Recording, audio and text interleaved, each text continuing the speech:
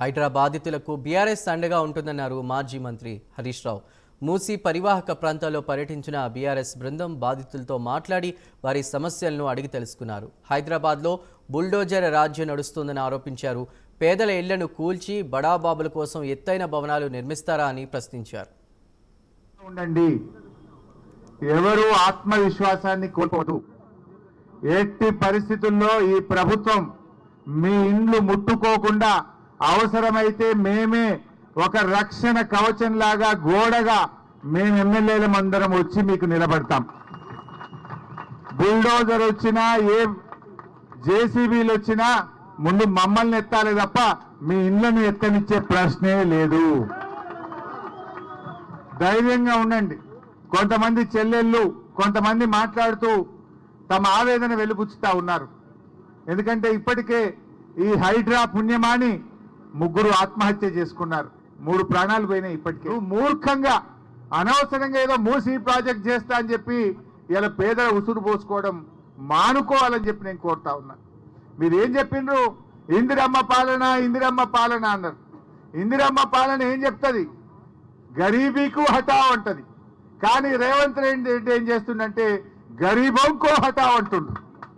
या तुम गरीबी को हटाना चाहते या गरीबों को हटाना चाहते मैं पूछना चाहता हूं. ये इंदिरम्మ పాలన అంటే పేదలకు కూడు గుడ్డ నీడిచ్చేది ఇందిరమ్మ పాలన. కానీ నీ ఇందిరమ్మ పాలన పేదల బతుకులు కూల్చే ప్రయత్నం చేస్తా ఉన్నావు. పేదలను ఇబ్బంది పెట్టే ప్రయత్నం చేస్తా ఉన్నావు. ఇలా ఆలోచించాలి. కాంగ్రెస్ పార్టీ అంటే హస్తం గుర్తు. హస్తం గుర్తు అంటే మీరు అపన్న హస్తం ఇస్తారా? భస్మాసుర హస్తం అవుతారా? బుల్డోజర్ కి రాజ్యం ఏంది? రాహుల్ గాంధీ పొద్దుగా లేస్తే టీవీలలో మాట్లాడుతుండు, बुलडोजर राज नहीं चलेगा अंटाడు. फिर तेलंगाना में क्या चल रहा राहुल गांधी? तेलंगाना में आज बुलडोजर का राज चल रहा.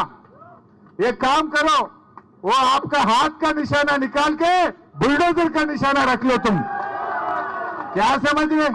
हस्తం గుర్తు చేసి బుల్డోజర్ గుర్తు పెట్టుకో. ఫస్ట్ నీ ఇల్లు కూడగొట్టు. నీ ఇల్లే రెడ్డుకుంటలున్నది. నీ తమ్ముని ఇల్లే ఎఫ్టీఎల్ ఉన్నది. నీ తమ్మునికో రూలు, నీకో రూలు, గరీబులకు ఒక రూల్ అని నేను అడుగుతా ఉన్నా. ఇదెక్క న్యాయం? ఈ పేదలు ఎంతో జీవితకాలం కష్టపడి ఒకరు ఇల్లు కట్టుకుంటారు. ఇందాక ఒక ఇద్దరు పాపం, ఒక అమ్మ మిలిటరీ అని చెప్పింది, సరిత అని. వాళ్ళ భర్త పేరు సుభాష్ ప్రసాద్, మిలిటరీలో పనిచేస్తాడని చెప్పింది. ఇంకొక ఆయన చిరంజీవి కూడా నేను మిలిటరీలో రిటైర్ అయ్యానని వచ్చాడు. అంటే వాళ్ళు పాపం దేశాన్ని కాపాడారు.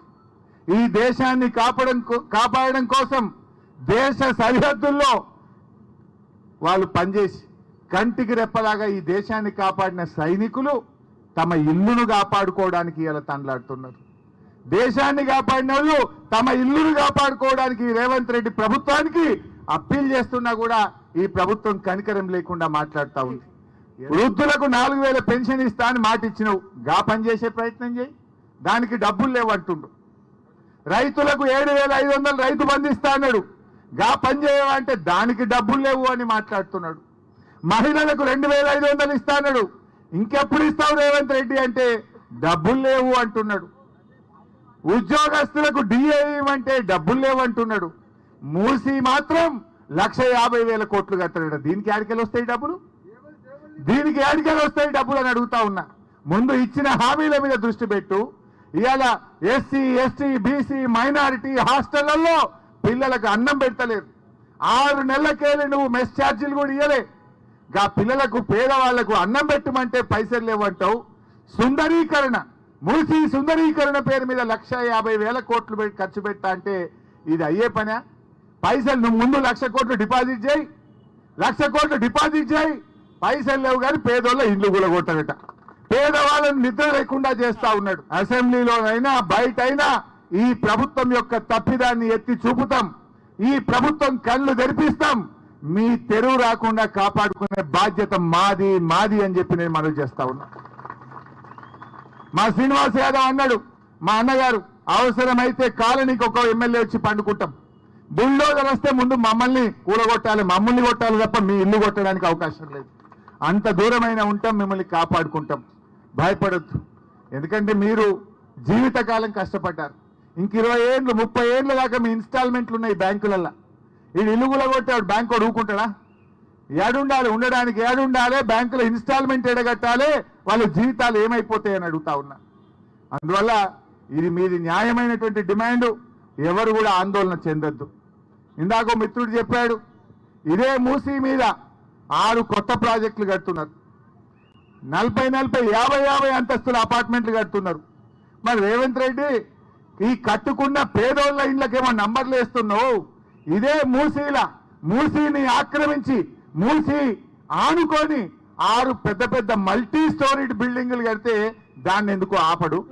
నీకు అంతగా చేయాలంటే విత్ ఇన్ ద ప్రాజెక్ట్ చేయి. వెనకట నిజాం గారు 1908లో వరదలు వస్తే కూడా నిజాం రాజు ఇల్లు కూలగొట్టలే, మూసీకి గైడ్ వాల్ కట్టిండు.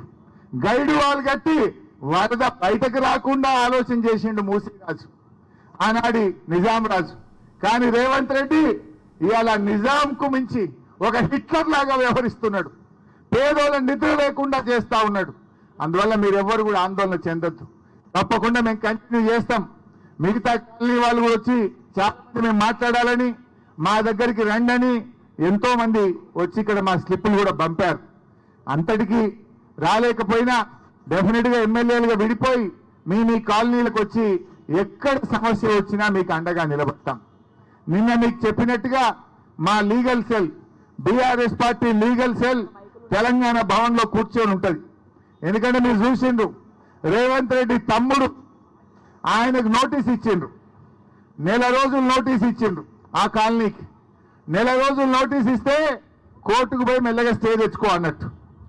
ఆయన పోయిండు, కోర్టులో కేసు వేస్తే గవర్నమెంట్ ప్లీడర్ జీపీవై ఏం చెప్పిండంటే, మేము ఇప్పుడే కూలగొట్టాం, మేమంతా సర్వే చేస్తాం, ఎఫ్టీఎల్ నిర్ధారణ చేస్తాం, అప్పటి కూలగొట్టమని ప్రభుత్వ ప్లీడరే పోయి హైకోర్టులో అఫిడవిట్ వేసిండు.